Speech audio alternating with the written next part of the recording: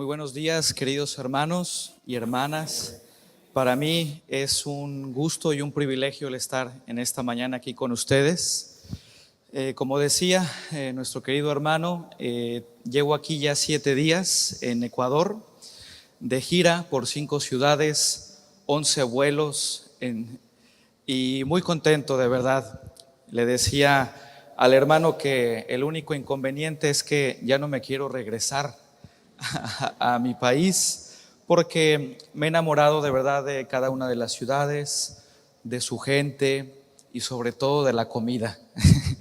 Entonces es un gusto estar aquí con ustedes, mis hermanos. Pues como escuchamos ya, este mes de septiembre es importante en todos los países de habla hispana, porque en el mes de septiembre se conmemora el mes de la Biblia.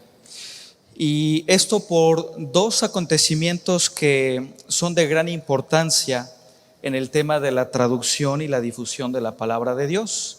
Uno de ellos es que en septiembre de 1569 se terminó de imprimir en Basilea, en Suiza, la primera traducción completa de la Biblia al castellano realizada por Casiodoro de Reina. Y también el 30 de septiembre se conmemora la muerte de Jerónimo, quien tradujo la Biblia al latín, conocida como la Vulgata Latina.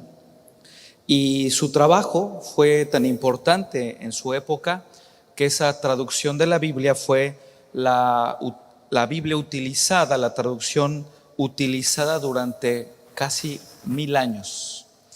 Por ese motivo, en este mes de la Biblia hemos llevado a cabo esta gira de presentación de la Biblia de estudio patrística, que conmemora los 100 años también de la editorial CLIE. Y para este domingo, que me dio la oportunidad nuestro querido hermano de compartir un mensaje para este domingo, esta mañana, he querido estudiar algo referente a las Escrituras, por supuesto, para cerrar con broche de oro el mes de la Biblia. Pero ahora, en lugar de ser un mensaje o una reflexión meramente académica o meramente teológica, he buscado que sea algo sumamente práctico, enfocado en la lectura y en la meditación de las Escrituras. Y por supuesto, cuando buscamos hablar de las Escrituras, hay un salmo en particular que de manera excepcional habla sobre el amor a las Escrituras. Es el Salmo 119. Si quieren ir abriendo su Biblia en el Salmo 119, es un texto hermoso que nos habla del amor y del deleite que representa leer y meditar las Escrituras para el creyente. Por supuesto, no vamos a leer todo el Salmo 119 porque solamente leerlo nos llevaría aquí 1 hora 45 minutos. Pero nos vamos a centrar en 3 versículos que para mí son clave y el corazón de este bello salmo. Vamos a orar para poner este tiempo en las manos del Señor. Padre, te damos gracias en esta mañana por permitirnos estar aquí.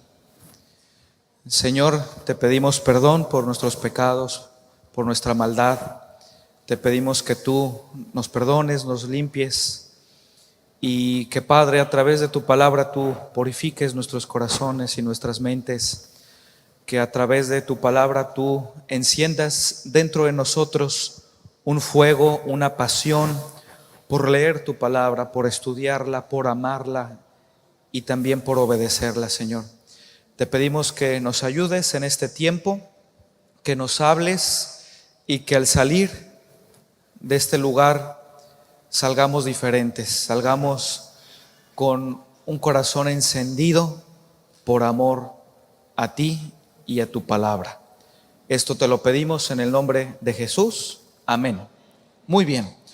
Pues a manera de introducción, Vamos a mencionar algunas particularidades de este hermoso salmo. Tiempo nos faltaría para hablar a detalle toda la hermosa estructura interna con la que está redactado este salmo. Curiosamente, no lleva título ni menciona el nombre de su autor. Sin embargo, es el salmo más largo y esto le sirve y basta como título y también como distintivo de identificación en relación a todo el libro de los salmos.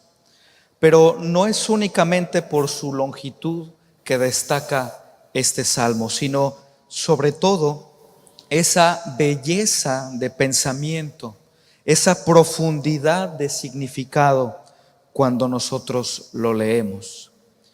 En cuanto a la estructura, es conocido que este salmo tiene la particularidad de estar conformado por 22 estrofas. Cada una de estas 22 estrofas tiene 8 versículos.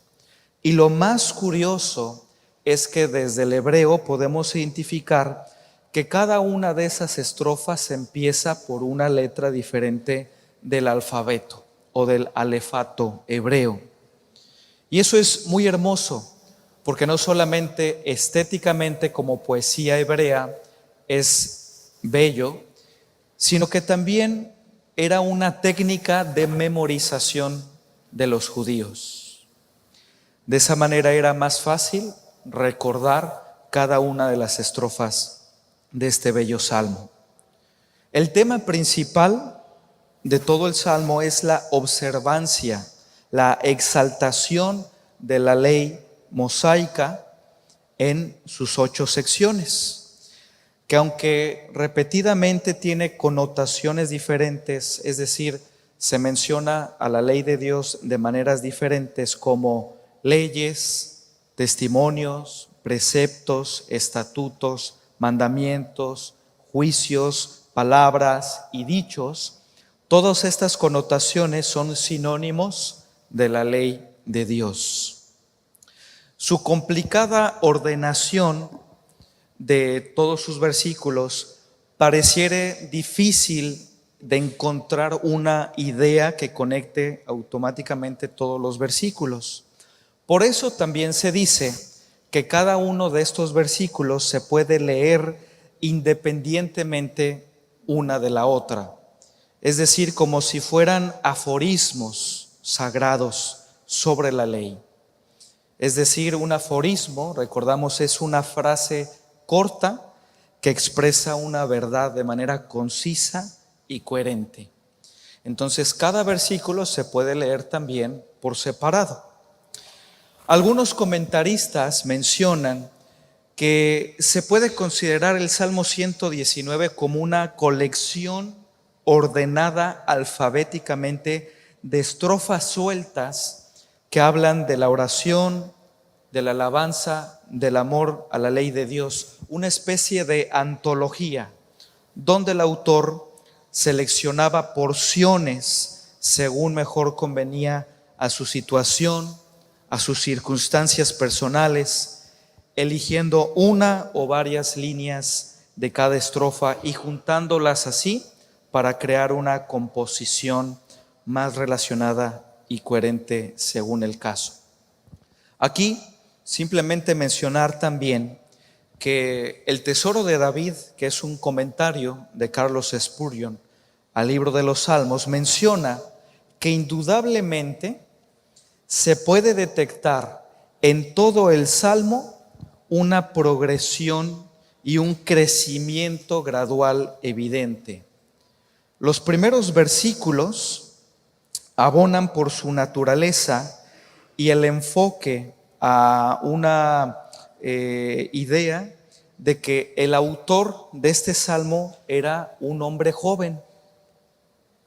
Pero los últimos versículos se percibe un hombre ya maduro por la edad y que ha acumulado sabiduría con el paso del tiempo. Entonces, a lo largo del salmo se puede observar cierta madurez en el autor, cierta confianza que ha crecido en él y también sabiduría en él. Y antes de ver estos versículos, es importante también considerar el contexto en el cual se escribió este hermoso salmo para que cobre sentido lo que vamos a leer a continuación. Cuando hablamos del autor de este salmo, es muy interesante que un erudito judío en 1569, llamado Franz Julius Delitzsch, 1859, él escribió que definitivamente el poeta, el escritor de este salmo, era un hombre joven que atravesaba una situación difícil claramente descrita a lo largo del salmo. Por ejemplo, el autor menciona que estaba siendo ridiculizado, que estaba siendo oprimido, perseguido por aquellos que despreciaban la ley de Dios.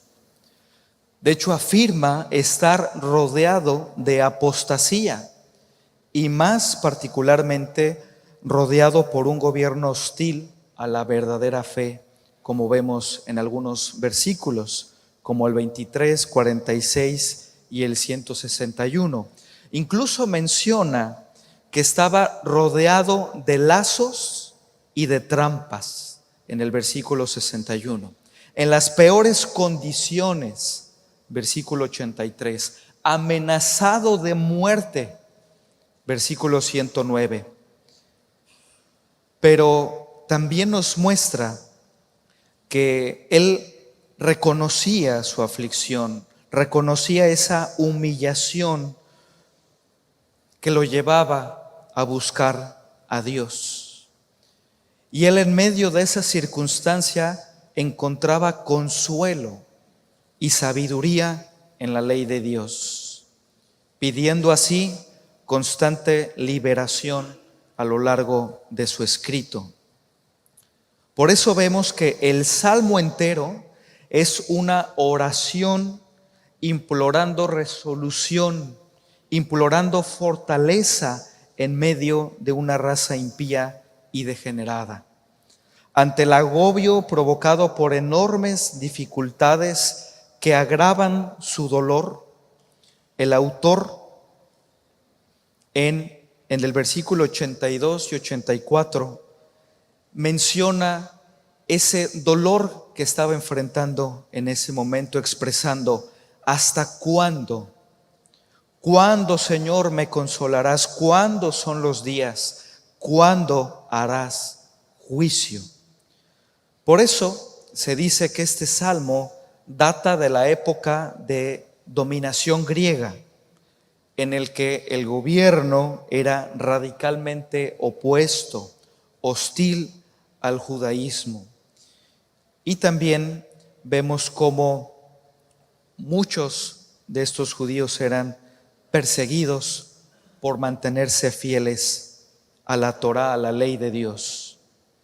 De manera más precisa, algunos autores dicen que este tiempo era la época de los macabeos, donde precisamente se conoce que había persecución hacia los judíos que obedecían la ley. Pero queridos hermanos, estos minutos que hemos ocupado para hablar de la introducción de este salmo y particularmente del contexto en el cual se escribió este salmo es muy importante, porque teniendo en mente esta persecución, esta aflicción que enfrentaba el autor mientras escribía estas palabras, cobra mucho más sentido su contenido. Cobran sentido sus palabras de ánimo, sus palabras de consuelo que entreteje entre sus quejas y lamentos, de manera que el autor muestra que su refugio, su deleite, su fortaleza fue la lectura, la meditación y la obediencia a la ley de Dios.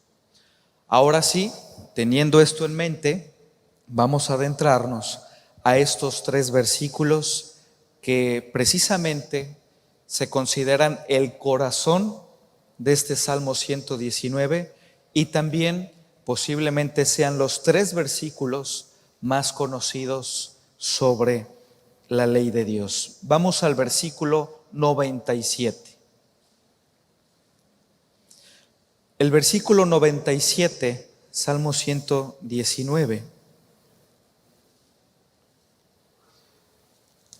expone unas palabras realmente hermosas. Oh, cuánto amo yo tu ley. Todo el día en ella es mi meditación.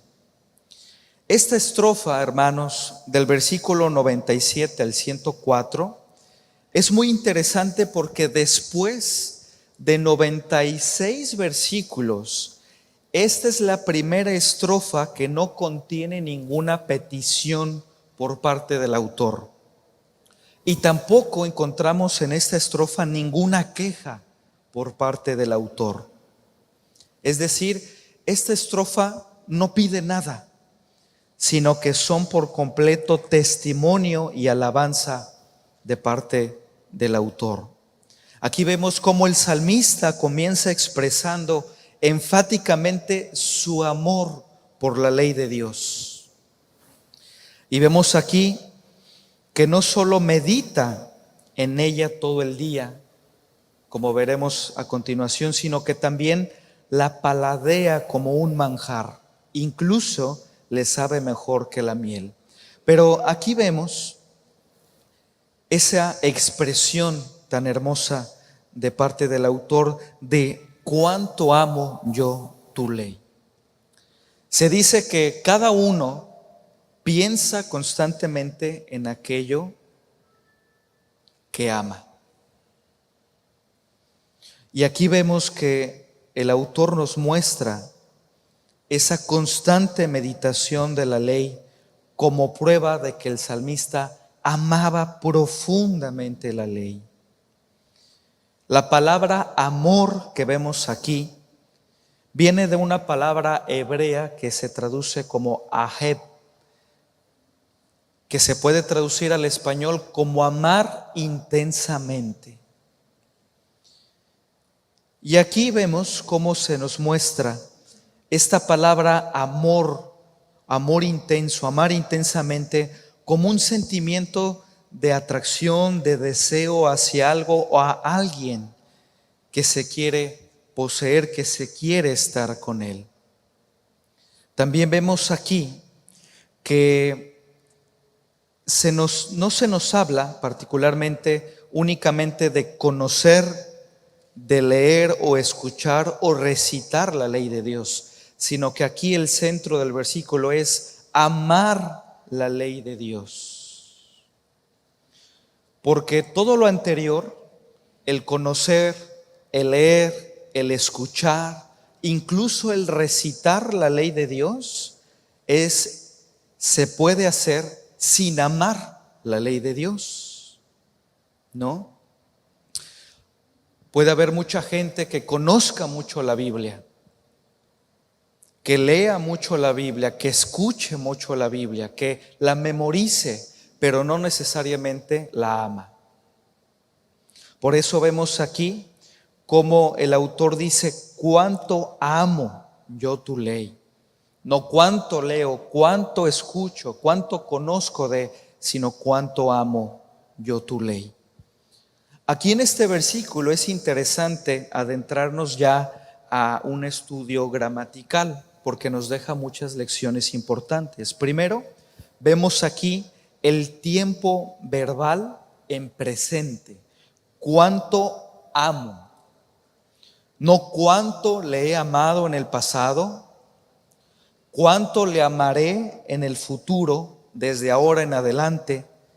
No cuán sinceramente me propongo amarla una vez que esté tranquilo, sin persecución, hablando del autor, o cuánto estaría dispuesto a amarla si me concediera Dios esto o aquello. No, aquí vemos el autor en medio de la persecución, en medio de esa situación tan adversa que enfrentaba, diciendo: cuánto amo, en presente. No hasta que todo pase, no hasta que los problemas terminen, no hasta que esté tranquilo. No, en ese momento de aflicción, cuánto amo yo tu ley. Y también es interesante que el autor usa la primera persona del singular. Es decir, el autor dice: cuánto amo yo tu ley. No cuánto debe ser amada, o cuánto debemos amarla, o peor aún, cuánto deben amarla, sino cuánto amo yo tu ley. Es decir, algo personal, algo de ahora, de aquí mismo, tal como soy, en medio de mis circunstancias, allí donde estoy, sin excusas, ni dilaciones, ni condiciones, ni exigencias. Oh, cuánto amo yo tu ley. Y ese adverbio de cantidad, cuánto, que lejos de lo que podría pensar uno, no busca medir o cuantificar su amor, sino más bien es una muestra de admiración. Algo que expresa el autor con mayor claridad más adelante, cuando se dice que él ama más la ley de Dios, más que el oro, y más que el oro muy fino, como dice el versículo 127. Esta palabra ley, que repite constantemente, de hecho la repite 25 veces en todo el Salmo, proviene de una palabra hebrea que significa dirigir, guiar, apuntar hacia un objeto. Su sentido etimológico es de instrucción, de regla o norma de conducta. Es por eso que en ese tiempo, cuando se hacía referencia a la ley, se le hacía referencia a los escritos de Moisés, a la Torá, al Pentateuco, porque esto guiaba, porque dirigía e instruía al camino de la justicia. En otras palabras, la ley hacía que el camino de aquellos que la leían, la memorizaban, la obedecían, fuera recto. Porque la ley de Dios nos muestra lo correcto y lo incorrecto, y nos posiciona en el camino que debemos de llevar hacia la sabiduría, hacia la justicia, hacia la verdad y hacia la paz. Entonces vemos aquí como en este contexto la ley de Dios era aquello que guiaba espiritualmente al pueblo de Israel. Y por eso vemos aquí como una y otra vez se exalta la ley de Dios, porque ésta transforma la vida, porque ésta guía al creyente en su camino. Y vemos la segunda parte de ese versículo 97. Oh, cuánto amo yo tu ley, todo el día es ella mi meditación. Aquí esta palabra hebrea que se traduce como meditación, se puede traducir como oración, como devoción, como comparación. Es decir, tiene una connotación de una reflexión profunda de la ley, lo que actualmente entenderíamos como estudio, un estudio de la ley. Por supuesto, aquí el autor no se refiere a entrar en una especie de trance o simplemente memorizar la letra, sino más bien habla de una reflexión profunda, constante en su mente, donde se va adentrando en sus contenidos. Es estar meditando la ley, reflexionando sobre lo que contiene, reflexionando sobre la justicia, el poder, la sabiduría, la misericordia, la bondad de Dios una y otra vez. Con ello vemos que el salmista, aún en medio de esa circunstancia que enfrentaba, él se daba tiempo para meditar en la palabra a pesar de sus múltiples tareas que le ocupaba. A pesar de estar perseguido, amenazado de muerte, hostigado, se daba tiempo para meditar en las Escrituras. Vemos también en el resto de esta estrofa que él menciona que la ley le hace más sabio que sus enemigos, que la ley le permite tener mayor discernimiento que sus maestros y más sensatez que los ancianos. Siempre que él leía, meditaba y obedecía la ley de Dios. Pero ahora vamos al versículo 103 ahí en sus Biblias, porque vamos a ver ahora cómo se expresa el autor de la ley de Dios, que es hermoso. Él dice, versículo 103, cuán dulces son a mi paladar tus palabras, más que la miel a mi boca. Cuán dulces son a mi paladar tus palabras, más que la miel a mi boca. Aquí vemos cómo el autor, más allá de presentar una atención solo a la palabra de Dios, ahora vemos que él expresa que no solamente leyó la palabra de Dios o la ley de Dios, sino que se alimentó de ellas. No solo se deleitaban sus oídos, sino también su paladar. Y aquí vemos una metáfora que deja ver la incapacidad del autor de expresar con intensidad lo que él sentía por la ley de Dios. Aquí simplemente exclama, cuán dulces son a mi paladar tus palabras, mostrándonos ese deleite, ese deleite que tenían escuchar, en leer, meditar la ley de Dios, y cómo disfruta plenamente la ley de Dios. De hecho, la segunda frase del versículo dice, más que la miel a mi boca, ¿no? Incluso la propia miel es superada por la dulzura de las palabras del Señor. El tesoro de David dice acerca de ello, la mayor sabiduría por nuestra parte es mantener las palabras de Dios en el paladar por la meditación y en nuestra lengua por la confesión. Ha de sernos dulce al paladar cuando pensamos en ella. Algo curioso aquí que podemos notar es que no era más lógico que el autor dijera, cuán agradables son tus palabras a mis oídos, pero con estas palabras, cuán dulces son a mi paladar tus palabras, más dulce que la miel a mi boca. Vemos en esta metáfora cómo el autor habla de esa experimentación, esa complacencia, ese deleite que él sentía al meditar la ley de Dios. Algo que nos pone en contacto directo con Dios. Pero ahora vamos al versículo 105, donde vemos también una expresión preciosa del autor hacia la ley de Dios. Dice el versículo 105, lámpara es a mis pies tu palabra y lumbrera a mi camino.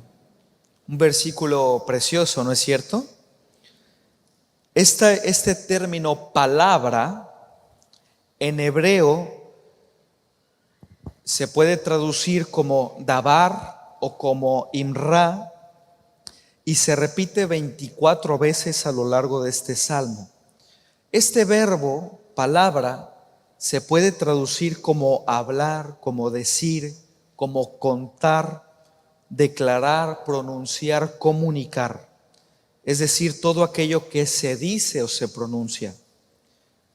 Algunos eruditos comentan que cuando se decía su palabra, el salmista pudo haber tenido la intención de expresar que Dios nos revela su mente a través de la ley. Es decir, como si Dios directamente nos estuviera hablando a nosotros. Su palabra habla referencia a la palabra del Señor. Recordemos que en ese contexto el Señor dirigía a su pueblo. Y aquí vemos cómo dirige a su pueblo a través de esta instrucción que es la ley y a través de su palabra misma. Y el autor dice aquí: lámpara es a mis pies tu palabra. Esto es hermoso, hermanos, porque antiguamente en las ciudades del oriente, por supuesto, no había iluminación fija en las calles. Había oscuridad en las calles. Cada viajero tenía que llevar consigo su propia lámpara o una antorcha encendida para evitar caer en alguna zanja abierta o tropezar con los montones de desechos que se acumulaban por doquier. Por eso vemos aquí cómo se nos muestra una imagen viva y real del avance, del caminar del creyente en la vida cristiana. El salmista nos muestra que sin la palabra de Dios, cual antorcha flamante, no se alumbraría en cada uno de sus pasos, no sabría a dónde avanzar. Uno de los beneficios más provechosos de la palabra de Dios, de la ley de Dios, es servirnos de guía en cada una de las decisiones prácticas de nuestra vida cotidiana. Nuestros pies necesitan dirección, necesitan luz. De lo contrario, podríamos tropezar en cualquier zanja o en cualquier hoyo. Y también dice el autor: lámpara es a mis pies tu palabra y lumbrera a mi camino. Aquí vemos cómo el salmista primero dice: lámpara es a mis pies, es decir, la palabra de Dios como lámpara, como antorcha flamante en medio de la oscuridad, lo guía paso a paso. Pero aquí vemos que es lumbrera a mi camino, es decir, no solo te guía paso a paso, sino también alumbra el resto del camino. Quien camina en la oscuridad es seguro que tarde o temprano acabará tropezando.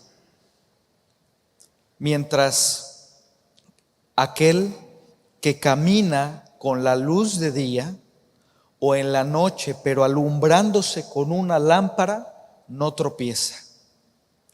Antes bien se mantiene por el camino recto. Y aquí vemos la naturaleza de la ley de Dios, de la palabra de Dios, que es lámpara y que es luz. Y hace referencia a cómo Dios nos puede guiar a través de ella. No solamente ha de ser luz para nuestros ojos, sino que ilumina nuestro panorama para disfrutar de él. No solo nuestros pies para que sepamos dónde ponerlos, sino que también alumbra nuestra senda para que no nos extraviemos. Vemos aquí el salmista en medio de la aflicción, en medio de la persecución, en medio de los problemas, cómo él encuentra en la palabra de Dios consuelo, guía, fortaleza en medio de la aflicción. Por eso, querido hermano que me escuchas en esta mañana, querida hermana, con base en estos hermosos versículos, escucha bien, si te sientes perdido, la palabra te guiará. Si no sabes qué decisión tomar, la palabra te llevará por el mejor camino. Si te sientes en peligro, la palabra te protegerá y te dará seguridad. Con la luz de la palabra de Dios por guía, el salmista promete no desviarse de la senda que la ley le muestra. Porque es la ley la que lo sostiene en medio de la aflicción. Aquí vemos como esta estrofa que vimos es una especie de interludio donde el salmista momentáneamente, aislado de los conflictos, de las presiones del mundo, busca tomar un tiempo para disfrutar del Señor y de su palabra.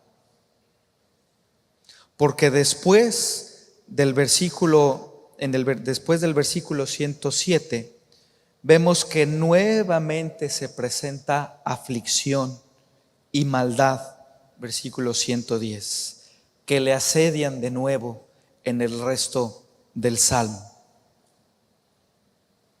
Pero vemos cómo, a pesar de estar en medio de esta situación, él tomó un tiempo para recordar que la ley de Dios lo guía, lo consuela, lo protege en medio de la aflicción. Vemos aquí a un salmista dispuesto a ser constante, vengan vientos o tempestades. Y él continúa con varias metáforas hablando de esa conexión que tenía con la ley de Dios. Él menciona mis pies, mi boca, mis manos, mi corazón. A modo de reflexión, hermanos, con estos 3 hermosos versículos que leímos, podemos ver que es muy reconfortante el saber que el autor, en medio de la aflicción, en medio de la tristeza, en medio de la tempestad, en medio del peligro y de la incertidumbre, él encontró su consuelo en las palabras de Dios registradas en la ley. Vemos que él expresa una y otra vez su amor por la ley de Dios. En ella meditaba todo el día. Ella era más dulce que la miel. Era como una lámpara a sus pies, como una lumbrera a su camino. Y a pesar de que el oprobio, a pesar de que las dificultades continuaron, él prometió seguir meditando en la palabra y obedecerla. Por eso, querido hermano, queridos hermanos y hermanas, bueno sería el regresar a leer las Escrituras y volver a saborear sus palabras en nuestra vida, en nuestra mente. Encontrar de nuevo esa satisfacción que se halla cuando meditamos en sus enseñanzas, cuando nos deleitamos en su mensaje. Porque estas nos recuerdan la esperanza que nos envuelve al recordar su salvación en Cristo y que su consumación de su obra redentora está por llegar. Queridos hermanos, que en esta mañana podamos expresar como el salmista en el Salmo 119, oh, cuánto amo yo tu ley. Y quiero cerrar con unas palabras de un pastor de 1585 hablando de este salmo. Él decía: la palabra de Dios es la joya más preciada que existe, preferible a todos los tesoros. Si tienes hambre, es pan que te alimenta y carne que te satisface. Si tienes sed, es bebida refrescante. Si estás enfermo, es remedio eficaz. Si te sientes débil, es cayado donde apoyarte. Si tu enemigo te ataca, es palabra para defenderte. Si estás en la oscuridad, es lámpara para iluminar tus pies. Si dudas del camino, es estrella fulgurante que te guía. Si estás en enemistad con Dios, es un mensaje de reconciliación. Si buscas salvar tu alma, es injerto implantado que te renueva, porque es palabra viva de Dios. El que ama la salvación amará la palabra, disfrutará de leerla y se deleitará en escucharla. ¿Están de acuerdo con él?